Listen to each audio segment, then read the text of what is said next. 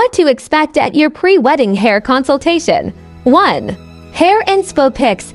Try and have inspo pics that resemble your hair type, meaning hair color and length. Please note that blonde hair always shows of texture and dimensionality over darker hair, hence why you will see more blonde hair inspo pics around.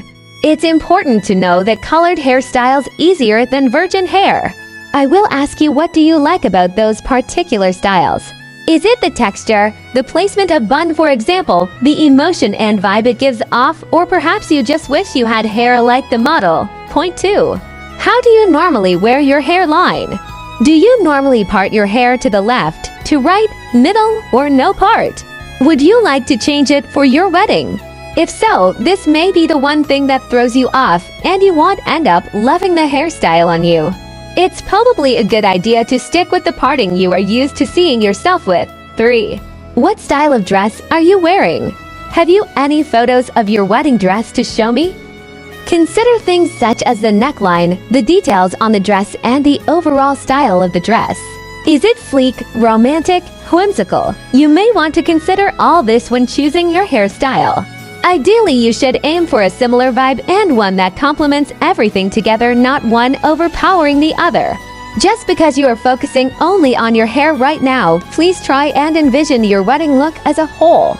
If you have a satin shiny dress, for example, you may not want to go for such a messy textured looking hairstyle unless you like the contrast. You may want to choose a style that is about the shape and shine of the hair over the texture. 4. Do you like volume in the hair? A lot or just enough for shaping at the crown? 5. Will you be wearing a veil? Will this be staying in all day or just for the ceremony and some photos? 6. Will you be wearing any hair accessories like a comb, tiara, headband, pins, etc.? 7. Are you an ear tucker, meaning do you naturally tuck your hairline behind your ears? If you want face framing pieces left out, then you need to be mindful not to touch them. 8. Are you a hair tosser? If you are wanting a glam vintage wave, for example, you can't play with your hair once it's set. The wave is formed and set all as one fabric, not like curls that mostly remain separate. You need to set and forget. 9. Have you ever had your hair professionally styled before? If so, what did you have done? What did you like and what didn't you like? If you have had your hair curled before, did it hold or drop too quickly?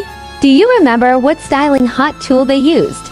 Did they overspray your hair with hairspray? Point 10. If you know your hair doesn't hold, then would you consider an up style? If you are set on having hair out and you know your hair doesn't hold, then extensions help. 11. Would you consider hair extensions? If you don't want to invest in extensions, then I'll ensure I prep your hair well. I always do my best to prep the hair with prep thermal sprays, micro crimp if need be, pin curl set, and use texture sprays and powders and light hair sprays that won't weigh the hair down. You may want to color your hair, even have head of foils to add dimension and extra hold. Point 12. Things that make brides not happy with their look at a trial. It's usually simple things like the shape, maybe too much volume. The part line is too deep, meaning too much weight weighing the face down. Too little or too much face framing pieces left around the face.